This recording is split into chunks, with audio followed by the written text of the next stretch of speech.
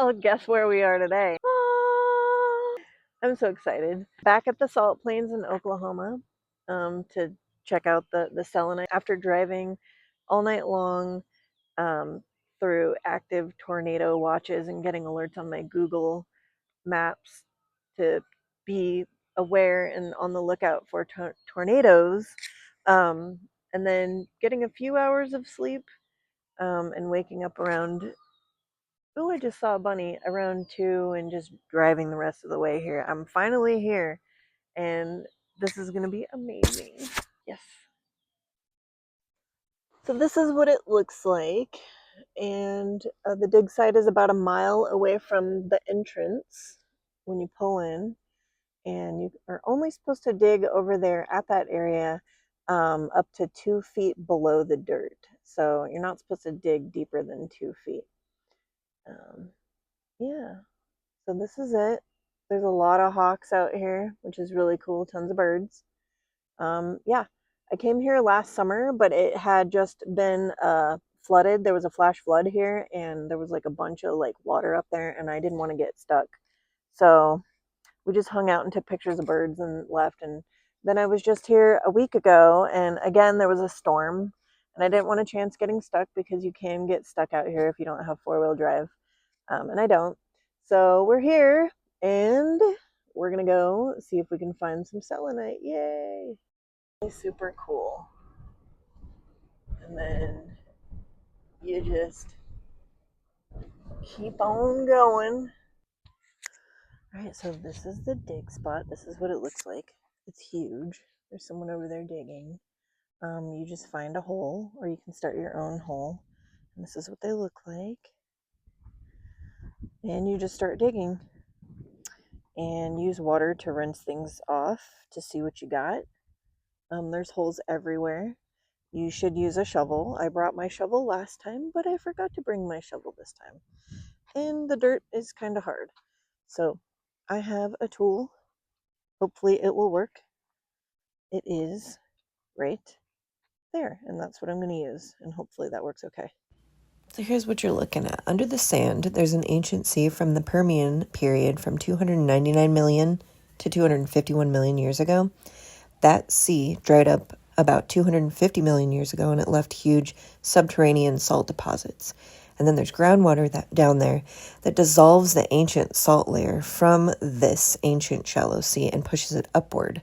And that's when the crystals are formed. And as that gets pushed upward, the warm climate causes the water to evaporate rapidly, and that leaves the salt crust that you see on the top of the surface. So all that white stuff that you're looking at, that's how it all got there. It got pushed up from below. And the hourglass selenite crystals often grow within weeks. During that, they can grow within weeks, months, or a few years due to an active evaporation of saline groundwater. So as that salty water is evaporating and being pushed upwards, those salt crystals form. Pretty cool. And then all the water that you're seeing in the holes is from the groundwater below, and then also it's been raining. So, yeah, that's what you're seeing. This is very hard. So, definitely should have brought a shovel.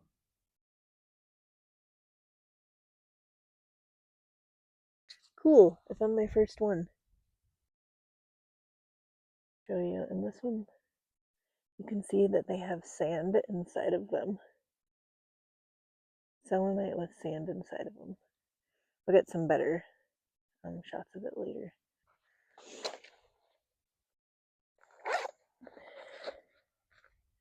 This is really cool, though. I wonder how much more is in here.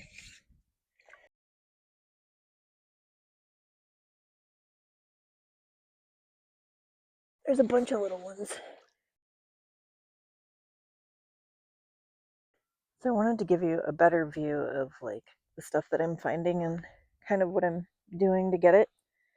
And some of it is just on the ground anyway, and some of it's broken pieces.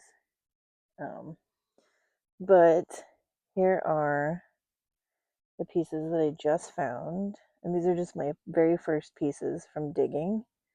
They're really pretty too. I think that one's broken, but this one's cool because it's not broken. Anyway, yeah, and I barely even, like, I'm not really, I'm kind of using this, but also just going through and looking, like, you can see it when it gets shiny. So I'm not sure you really need to use a shovel. I guess if you're going for volume and you want to get like a ton of them, but other than that, you can kind of see them. You probably don't even need um, a shovel, although it helps. See if I can give you a better view of my perspective here on this hole right here. Just a couple. I'm gonna put them in here. But look, they're so cool. Yeah, things are awesome. I don't want any of them to break. But they're all over the place. Literally. It's really cool. Oh, here's another one.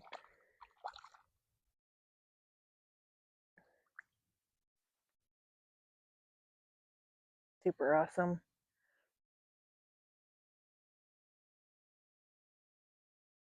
Okay, so now I'm getting into some big stuff. I just got this one. I like it.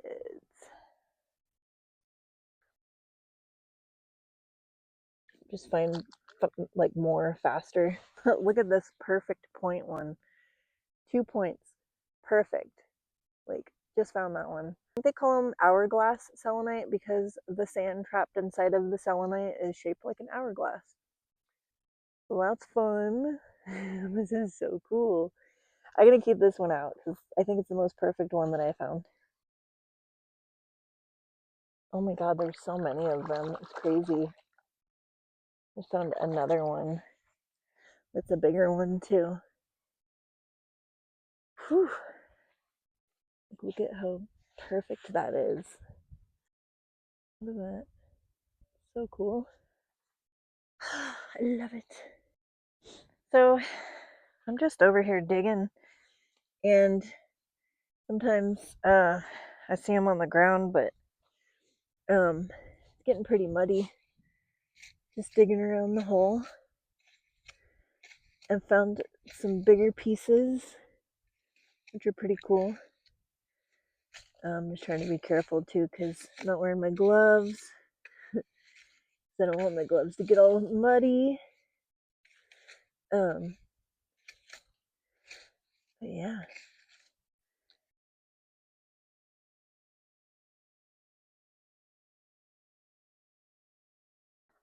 So I'm pretty much a minimalist when it comes to rock hounding. I mean, of course, you do get a little, crazy with picking odd things up here and there and being like, oh, I want that.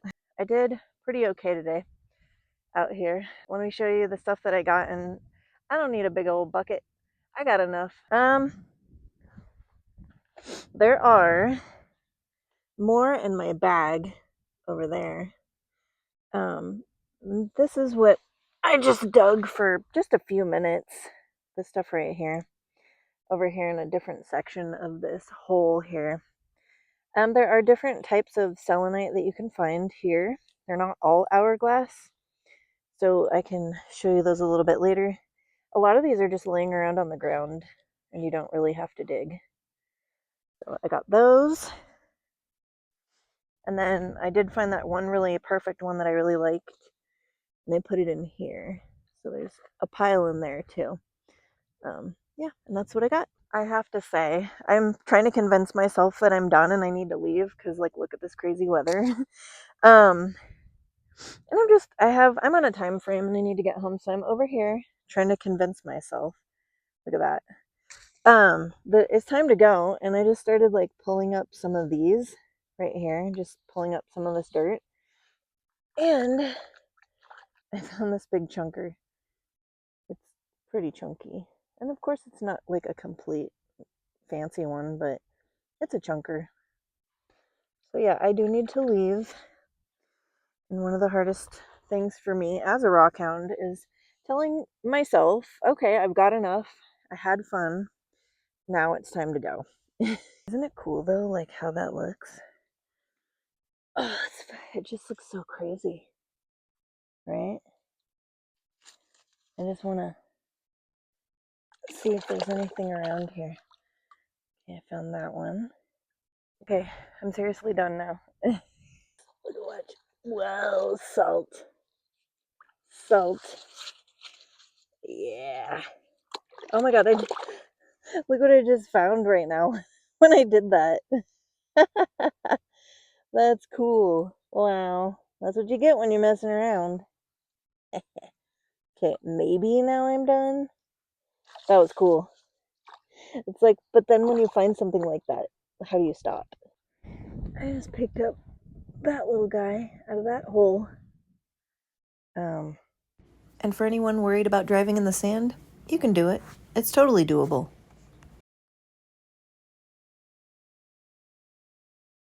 this is my permagrin face that I make when I'm out in nature and I don't want to leave because of this.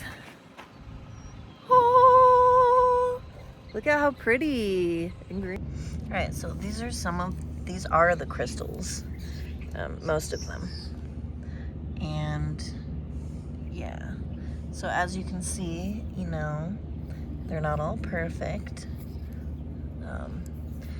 It's really interesting. They have sand inside of them with sticks, maybe. There could be sticks in there. And there could also be bones, like parts of pieces of bones from animals, and organic matter from plants. Um, there's a lot of different crystal formations here in these crystals, and this is what they call twinning. You can see this is actually like several, one big crystal, it looks like, and then another crystal that is sort of growing off of it, so they call that twinning.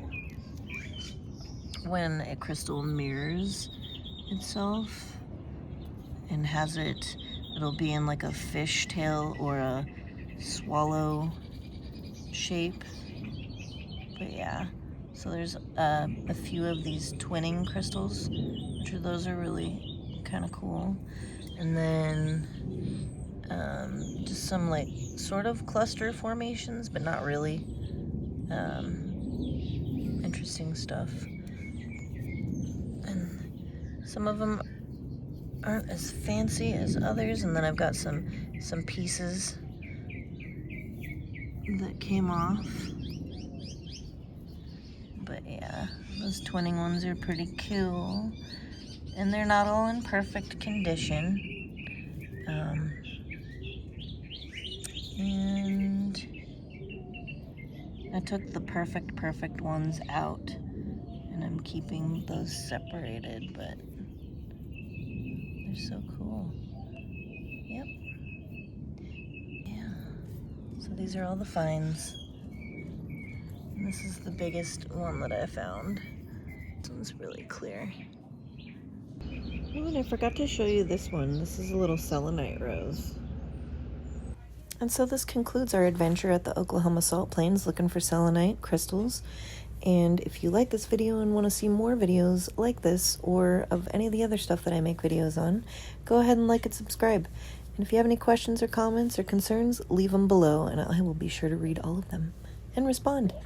Yay! I love crystals and I hope you do too.